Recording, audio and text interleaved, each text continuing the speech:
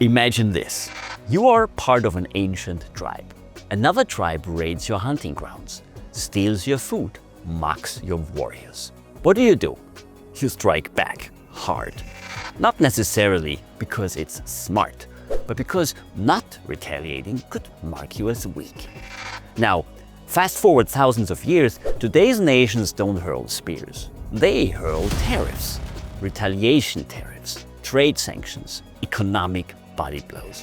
And underneath the modern headlines, the ancient primal instinct for revenge and rivalry is alive and well.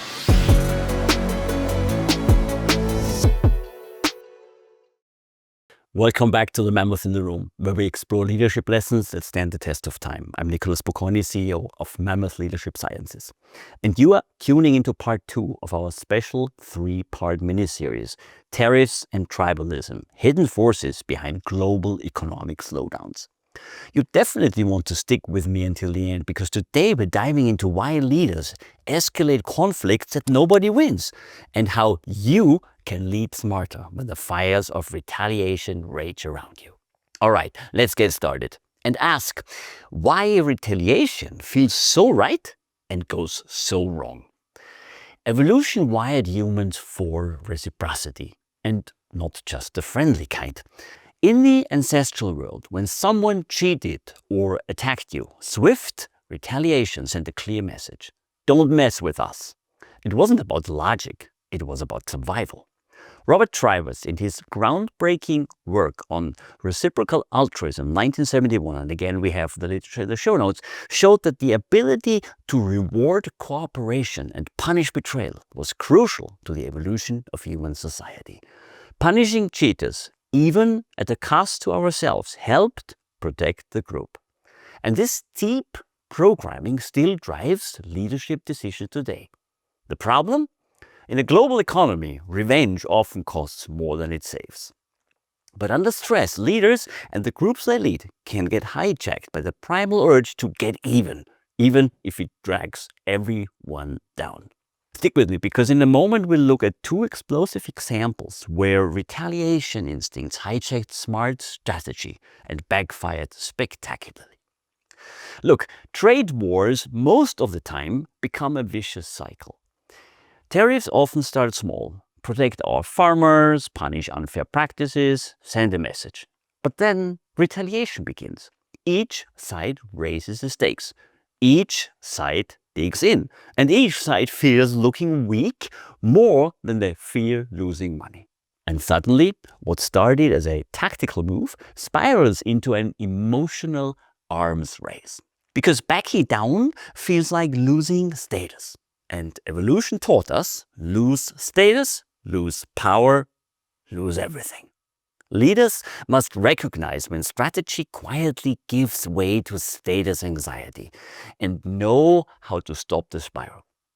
So here are the promised 2 explosive historical cases. First one, Nixon's 1971 economic shock. The US economy in 1971 was in trouble, facing inflation, a weakening dollar, and rising imports.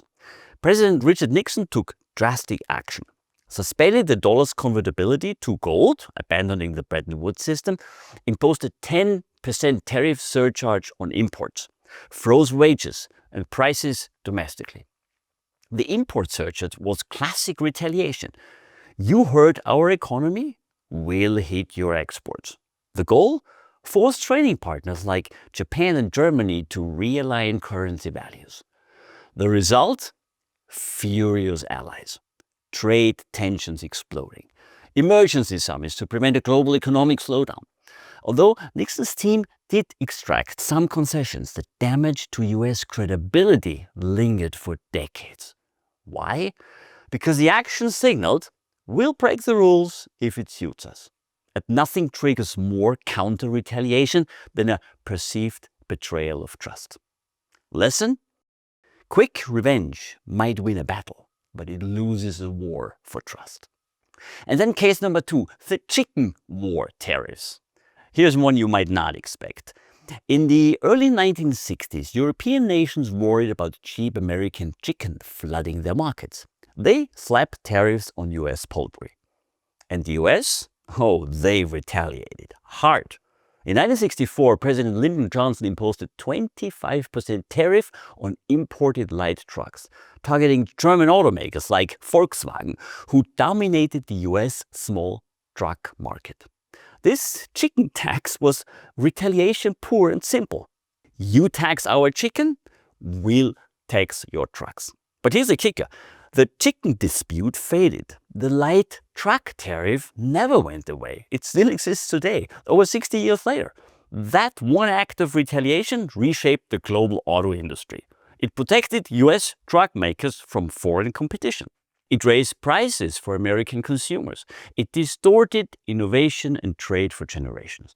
All because leaders let short-term revenge set long-term policy. So, what can smart leaders do differently? Because if you're not careful, the primal urge for revenge will hijack your leadership. But there's a better way. And I give you 3 concrete strategies you can start using today. Ready? Here we go. First, ask, is this about strategy or status? When you feel the surge, the need to hit back, pause. Ask, am I retaliating to win strategically, or am I retaliating to save face? If it is about saving face only, be cautious. Status anxiety often triggers catastrophic moves. Real leaders prioritize outcomes over ego. Number 2, redefine winning. In ancient tribes, survival meant beating the rival. In modern economies, survival often means building alliances. Winning isn't about humiliating your opponent. It's about creating conditions where both sides can thrive, and you thrive even more. Great leaders define victory away from punishing others, towards strengthening their own tribe sustainably. And third, de-escalate without looking weak. This is actually a leadership superpower.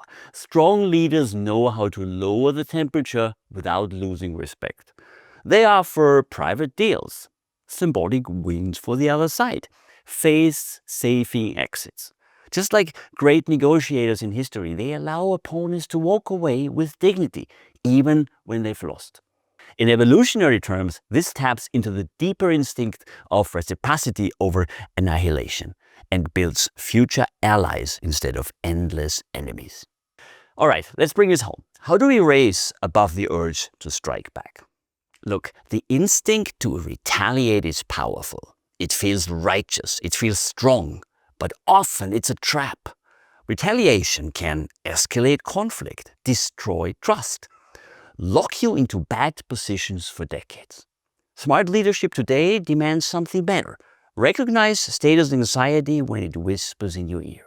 Redefine victory as building strength, not scoring hits.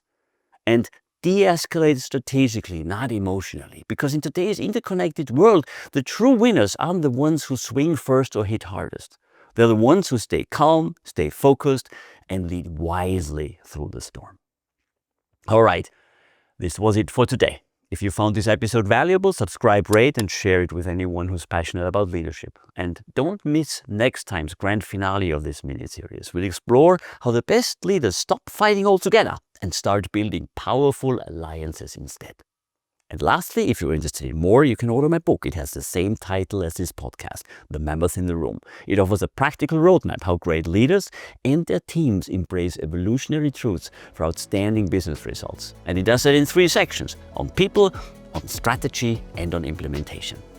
Until then, lead wisely, think critically, and use your knowledge about evolutionary instincts to upscale your modern leadership. I'm Nicholas Bocconi, and this is The Mammoth in the Room.